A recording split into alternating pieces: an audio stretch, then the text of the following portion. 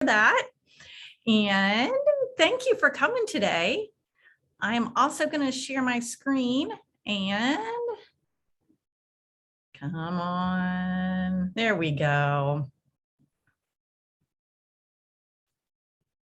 Well, welcome to our EdTech meeting for today. I appreciate you taking the time out of your day to join me. I hope you had a good day. It has been a Monday for me.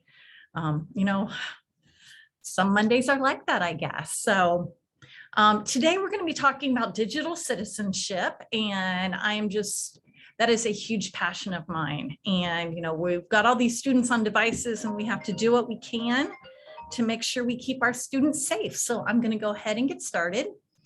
For those that I haven't met, my name is Karen Leonard. I'm the Director of Education Technology and Computer Science here at the Oklahoma State Department of Education. A couple things you notice, my email address is there. I answer any and all questions. Even if you're like, what in the world could I do? How do I do this? Can you find a tutorial for? You're also going to notice that in the top right corner of every slide, I have a bit.ly that will take you to this slide deck. And if you, I kind of have assumed most people know how to use bit.lys, but I'm, discovering that we're still we've got some learning curves on that. So a bit.ly is just a link shortener, which means, our students don't have to type out that entirely huge long link. The only thing is, it is very case sensitive. So if you see a capital O, it has to be a capital O, and lowercase o won't work. So today, I just was wondering, what is one item on your bucket list? As we're waiting for a couple more people to join in, I'm always looking for new items for my bucket list. So if you have something that you think might be good for me to add, or something you would like to share, I would love to hear. Mine, I think, is just really to travel, for teach remotely, work remotely, and just travel the world. So, well, as you share, that would be great. So today, like I said, for those of you that have just joined us, you're going to notice that in the top right corner of every slide, you will see a bit.ly, a shortcut to this slide deck. I always like to make sure that you're able to access it later on, because I do like to put a lot of links in there. And I know that sometimes it's easier to just go back and find something. So today we're going to learn a little bit about digital citizenship and how to teach our students to be safe online. And I'm going to have an open forum time for questions and answers. You want to be the person that gets roasted by a comedian? Jennifer, you are very brave. I think I would break down and cry. I could never handle that. Good for you. It would always be interesting to know what people would say, although I don't know if I'd always want to know what people would say. Okay, so today's topic is digital citizenship. And I just really I want to try and make this somewhat interactive so that I can kind of get an idea of where you are. Why do you think it's important to place an emphasis on digital citizenship? And you are welcome to unmute or type in the chat box, but I guess we kind of need to know why we're doing this. I'll go ahead and share out. I think it's two parts. One being the obvious safety issue, wanting our kids to be safe online, but also just responsibly using all of these digital tools they have access to, because I mean, that's, we used to work off like encyclopedias and things like that, and our kids just have this plethora of information out there, but they need to be able to use it responsibly.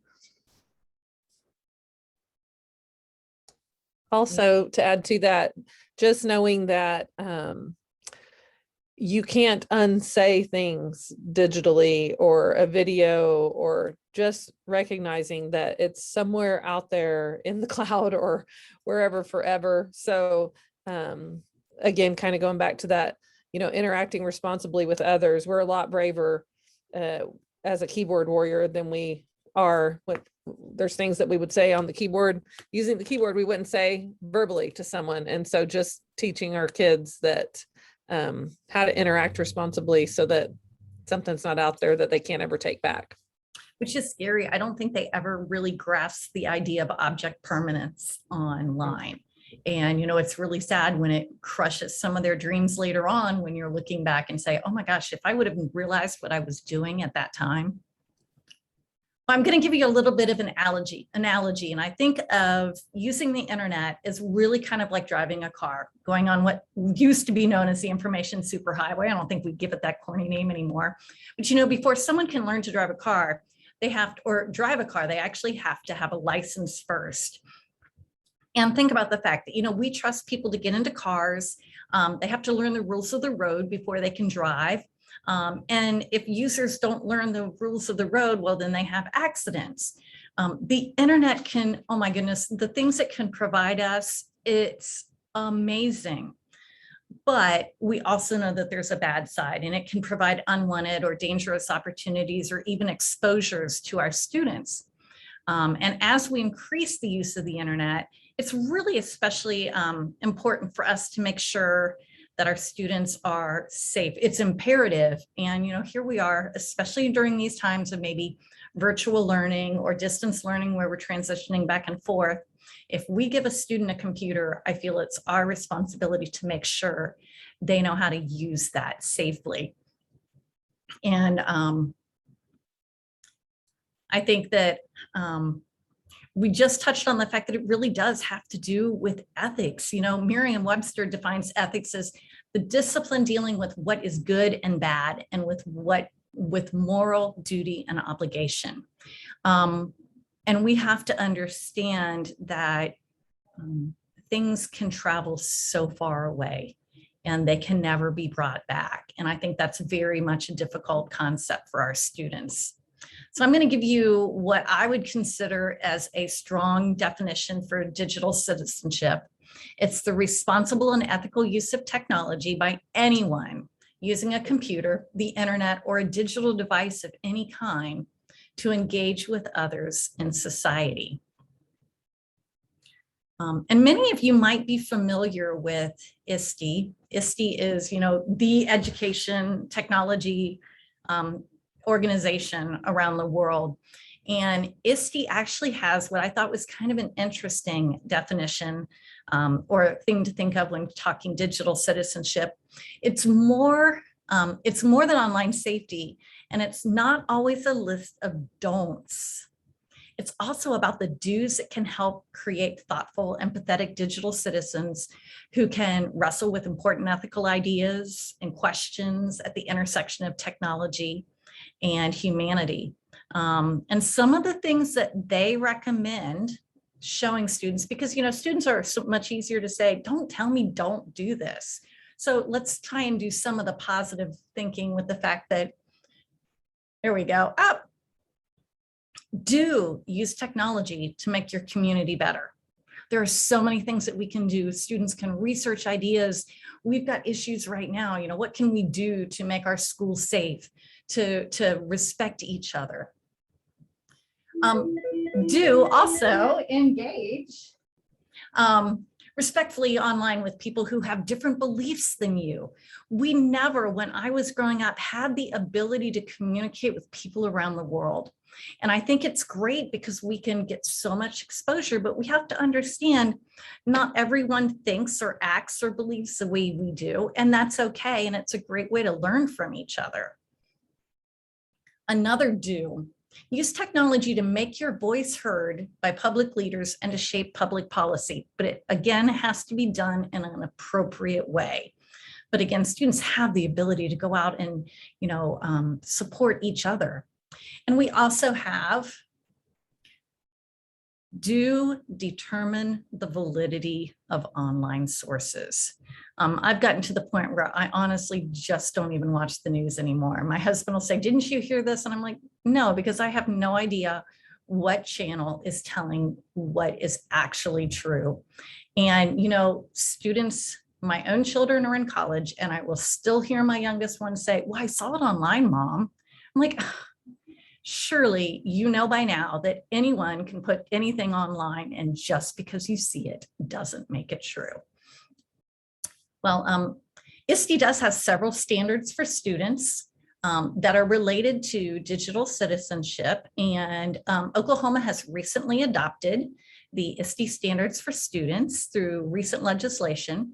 And I actually have in OK Edge, which is our online module, a course all on the ISTE standards. So if you need information on that, I think I have it linked at the end of this presentation.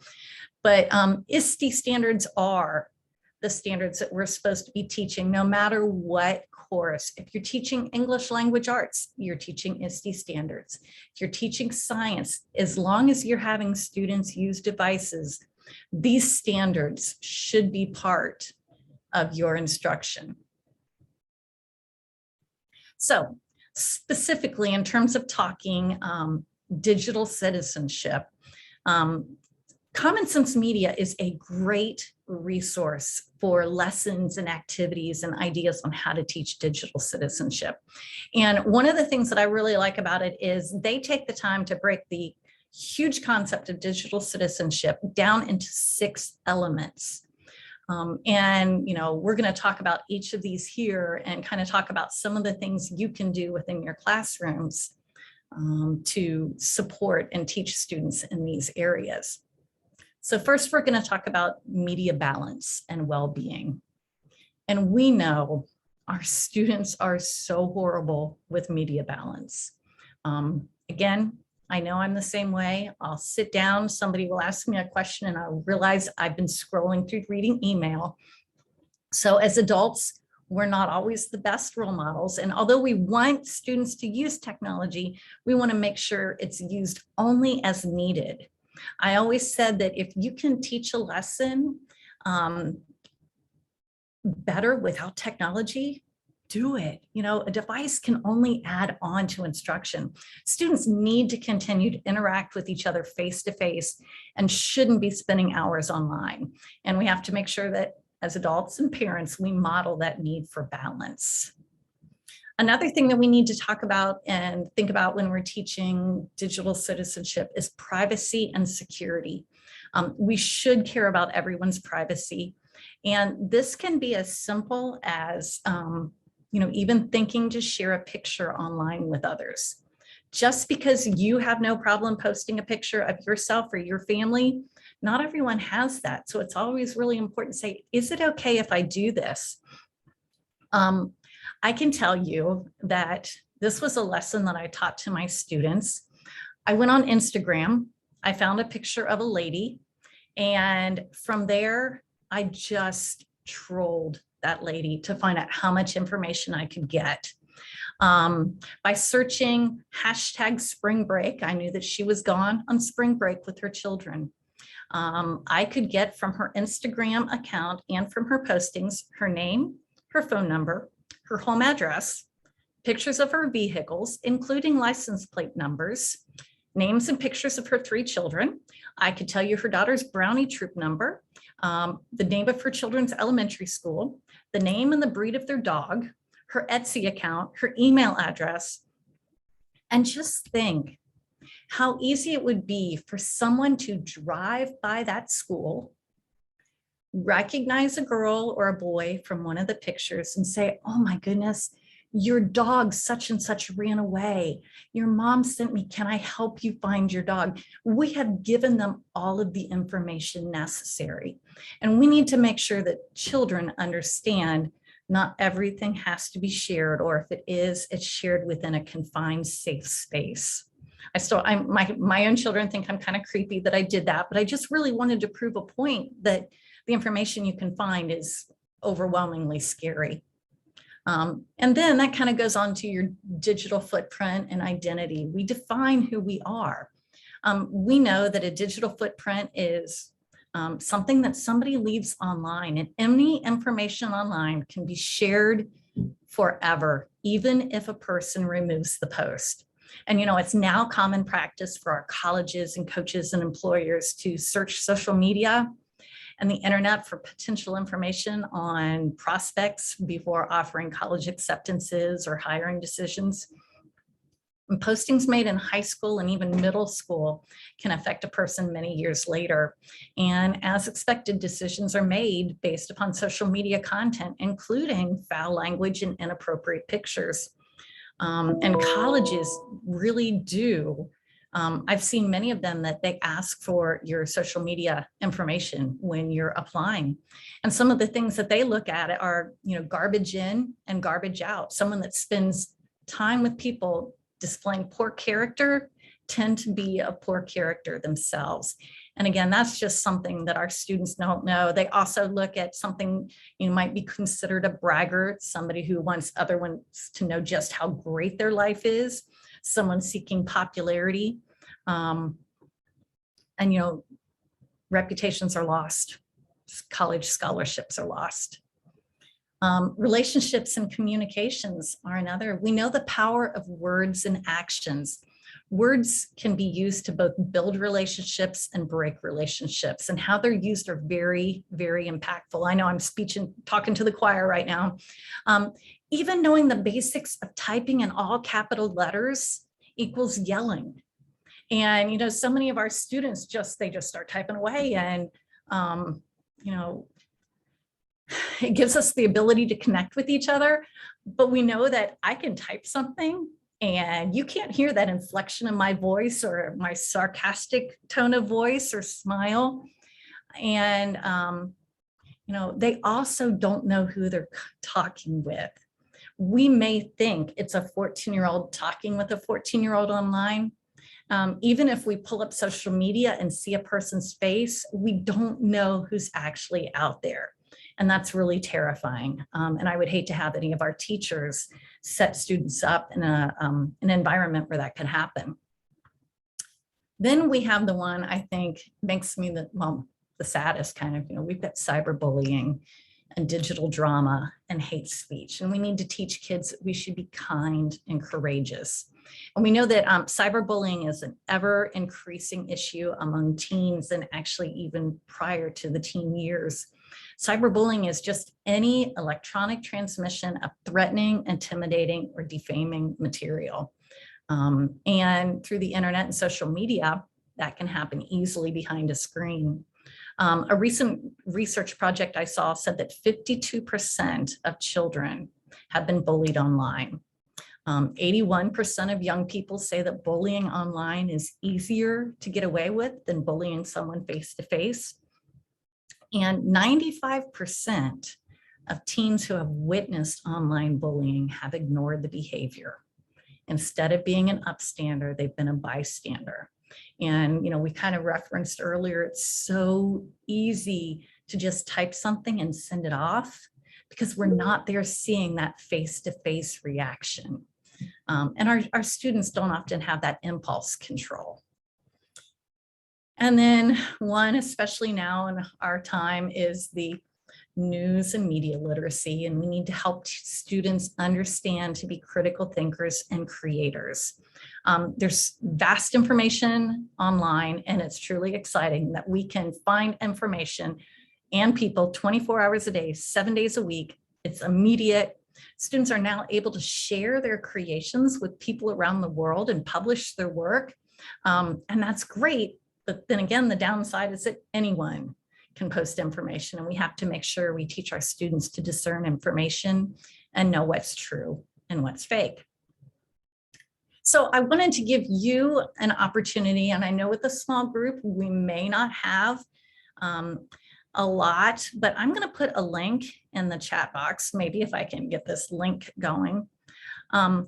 I would love to hear a little bit about what is going on in our schools now for digital citizenship. And, if you have the ability now, or if you're a person who's watching in the video, I would love to hear, what is your school doing to promote digital citizenship? And if you're here with me right now, you can just unmute. Or, is this a concern and you're like, oh, we haven't really done anything yet? Karen, I have a question for you. One of the things we've been dealing with lately, we implemented Canvas last year, and the students have the ability to message through Canvas.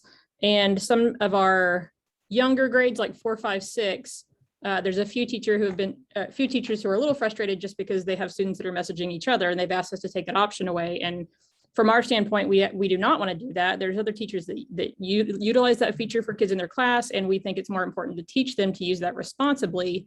But I just don't know how you balance teaching that as like responsible use versus a punishment for using it wrongly. Like, what are other districts doing to teach our kids to use that sort of feature responsibly?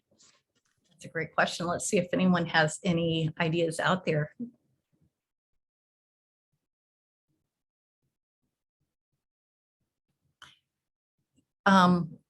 I was going to say we had in place of Canvas at the school that I was at last was It's Learning, and we did have that same issue. It was, many teachers did want to have that taken away or turned off, and we really had to talk to the students about the fact that when you are using a tool like an LMS, and you're chatting back and forth, first of all, you have to think that anything you say or do when using that tool should be done educationally. And there were honestly a couple students that I did log in and read some of their stuff and printed it out, and we called parents in, and it seemed like it was only the one or two that were kind of caught doing it. Then it really kind of backed way down. We know that if they're not going to be able to chat in Canvas, well, then they're probably going to open up a Google Doc and have a chat running in that. It's really kind of just like, what did your teachers do when we passed paper notes in class?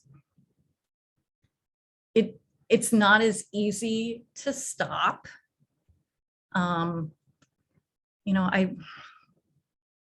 It's just something I guess we have to really talk to our students about. And this is not a toy.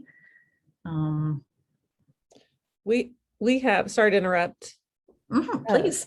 No, we have the classroom, what's it called? Lightspeed. It's like where you can basically see in real time, like what they're doing. So I haven't had, I don't remember, last year we did Canvas, and I do not remember getting that request from teachers about the messaging, but I know it was a problem when we first went into quarantine in spring of 2020 with like Google Meet. We did have to change the option to where students couldn't initiate a Google Meet.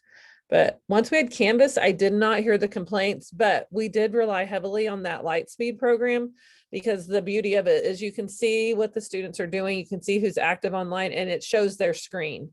And then the teacher could type a message to the student if they were doing something that wasn't, if they're doing that during class. And so our kids knew pretty early on that we could see everything they did. And so I think that kind of limited any of the other inappropriate. There were a few, like what you've said, Karen, where like we had to call because there were some things that we saw they were doing or interacting inappropriate, that kind of thing, but where we called parents. But other than that, it wasn't widespread, because kids learned very early on that their teacher could see, and every teacher had access to it, and monitored it. Kind of, it has other features too, where you can push out links, or you can share your screen with them, or share a student's screen with the rest of the class if they have something that everybody needs to see on their devices. So it had some other links too. It wasn't just a gotcha, or it wasn't supposed to be just a gotcha. But it started out that way because that was what teachers learned first, just to kind of get ahead of that. So that seemed to help curb a lot of that. And again, I kind of go back to, I think it's the newness, first of all, of being able to do it. But then it really did go back to the fact that, we could see anything and everything that they were doing within there. We had the ability to print it out. I always told them that, it's not that I want to sit down and log in and find out what you're doing, because there's 8 million other things that I could be doing. But, if there's a concern, I had no problem going in and letting them know that I was looking. Does that help at all, Jennifer? Maybe some, not. It doesn't give you an answer. Yeah, no, it goes along kind of what our line of thought is at the district level. We do not want to be the gatekeepers of what technology they can and cannot use. We just want them to use it responsibly. And we've had some kids do the Google Doc thing, sharing stuff that was happening at school in a Google Doc, and the principal asked if there's a way to police that, and there's really not. And so we're just trying to shift it away from that policing mindset to that teaching responsibly, a responsible use mindset. It's just with, everyone has so many things on their plate. It's hard to find a balance for that. Right. Also, one other thing that made me think of is, I don't know if some of you others have a Nearpod subscription, but they have lots of digital citizenship little activities, and it's, by grade level, so it's age appropriate. I'm glad we're having this conversation because I haven't thought to send out reminders or here's some things you can do just with getting school started and everything. But that really should be the priority at the beginning. Like you were saying, it's taking more proactive, shift from trying to, catch them doing something wrong to being more proactive and teaching about digital citizenship. And 90% of the times when I did go in and saw what students were talking about, it was completely, what are you doing? I like pizza, that mundane stuff that they're just kind of doing it because they can. It's that 1%. Yes. That we have 1% can be horrible. Well, what I think is interesting is brain. Our kids that have figured it out, I think, are the ones whose parents don't let them message at home. So they don't have cell phones to text each other. And so now they've found this way around that, and the parents don't like it. So it's an interesting problem. I've had several conversations where I've said, Mrs. Berry can't unsee what you were seeing. I can't unsee that. That was totally inappropriate. And having those conversations with mom and dad. And once you start using the anatomically correct, words, the word gets around that Miss Berry can see everything. And so don't be doing this or sending pictures of that because it does get around once because it's a tough conversation. Yeah. And I think it's always also important. I don't think it's considered telling on, but I always told my students, when you're online anyway, if you come to a website that has something that's completely inappropriate, just exit out and come tell me. Because if I were to go through your search history or your history and find it and you didn't tell me, then I would question it. The time you get in trouble is when you're sharing that site with someone else going, oh my goodness, look what I found. Because we know they're going to stumble upon stuff no matter how good a filter your school might have. And that goes back to teaching them appropriateness. Well, I think we're going to have many more conversations on this because I am so glad you guys are here. But, there's so many people in schools out there that don't even have any idea of any of this or where to look. I was going to say, I do have some resources, and I was so glad that Andrea shared about Nearpod because I didn't think to put that on here. Nearpod and Pear Deck also have free digital citizenship activities. And if you have not, I'm assuming you probably used Nearpod or Pear Deck before, but the great thing is when you're presenting that, students cannot go anyplace else and search. So it does kind of give them that locked down, a little bit more teacher control. I know you were talking about that software you have, Lightspeed, and at the school that I was at, our teachers wanted that. And we said, well, but you can get up and walk around too, because we knew that if we said they had the ability to sit there and watch at their computer, that was probably what they were going to do. And they wouldn't be up interacting. Like I said, we do have on our OSDE Connect or OK Edge, I'm trying to think, I think it's called Connect. I actually have a module all on ISTE standards for students. My next one that will be coming out soon will also be on digital citizenship. And this is one of those free, go at your own pace. There's some videos, some reading, some activities. Hopefully, the idea is you can learn from these and not take a ton of your time with PD or PL. We also have, this is not something that Oklahoma has accepted through legislation, but I'm not sure if you are aware that there are ISTE standards for educators too. I think many times our students don't receive digital citizenship instruction because our teachers don't know. Many of our teachers didn't experience education in this way themselves. And they're not always thinking the need to do that.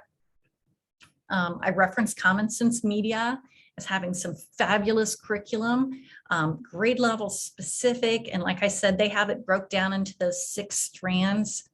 They are so good. They have parent letters that you can send home. They've got the slide decks already created. Google for Education also has online safety and digital well-being activities. And those are pretty neat because if I'm remembering correctly, I think those are ones that you can push out through Google Classroom if you're a Google Classroom school. DigCit Commit organization has wonderful resources, as does the Media Literacy Council and Plugged In.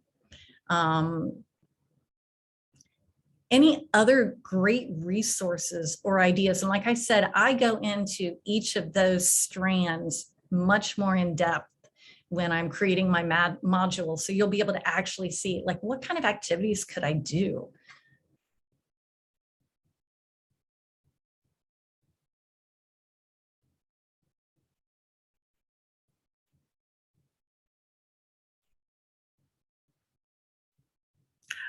Well, let's see if there's anything else. Again, I'm trying to kind of, I scheduled these for 1 hour, but I figure you've had so many other things to do. If I can just give you little nuggets that can be, you can look at and see what works best for you and your students. Our next meeting will be October 25th, and we're going to talk about ways that you can engage students virtually. And those virtual engagements can be done as warm-ups in class, in person, or through virtual or distance learning also. Like I said, I've got this link to the slide deck that had all the links for the resources. I do have 5, like I said, more monthly meetings. We are skipping November and December because those are right close to the holidays. I figured y'all didn't have time for that. If you register for one, you can register for them all. And I should have sent out a reminder email today, and I did not, but I will make sure I do that the day before each of the future ones. Each month will be on a topic so that there's, like I said, some purpose for coming, some reason to learn.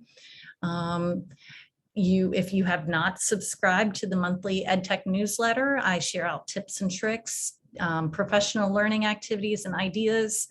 I also have several, if you've got teachers in your building that are trying to learn maybe Screencastify or Pear Deck, or I think Quizlet was one, and Flipgrid. I have some of my Tech Tuesday videos and slide decks from not this summer, but last summer. Good, easy ways to kind of help some of your newbie teachers that might need some help. Also, I was really glad Canvas was mentioned because there's also a tutorial database, and Canvas is one of the tools that are in that database. These are filterable by tool, by user level. There are some tutorials in there for students and parents. And I've got 2 different ones. One is specifically Google, and one is just a whole bunch of some of the more commonly used tools. If there's a tool you use or that your school uses that you would love to have added to this, I love to do that. I will search and find ideas that can be shared for others, because I'm sure you're not the only ones using that. There's also a database of resource tools, teacher tools, manipulatives, virtual manipulatives, social emotional learning check-ins, choice board, graphic organizers, anything that you may need that could be digitally delivered to students. I'm trying to make sure I've got a good set of tools there that could be helpful to teachers. And that's it. So I did that in about 30 minutes. Again, trying to be conscious. Anyone have any other questions, comments, concerns, anything I could help with? Or You said you're gonna, so like, I can't click on the link in your shared screen, but you said you're gonna email that out, or were you gonna? you can get that directly from, let me pull that the link up. Everything is linked directly in here, and copy. Like on your bit.ly, I know everything's in the bit.ly, I just couldn't get to it. Oh, Like, because it's a shared screen and it's not, you didn't put the Oh, link in the There, I chat. just put the link in the chat. I thought you might be able to type that in, but now it's in the chat. Okay, I could have just typed it in, but I'm sorry. See, I'm that looking for the goes- easy way out, I guess. That goes back to that mindset. My communication was not very clear. No, you're so- fine. But You're hopefully fine. that helps. Yes, that does. Thanks so much. Okay, anything else? Well, have a wonderful day. Remember, I'm here. Email, questions, comments, concerns, things you need help with, and let me do what I can to help support y'all. Thank you both so much. Have a good day. Bye.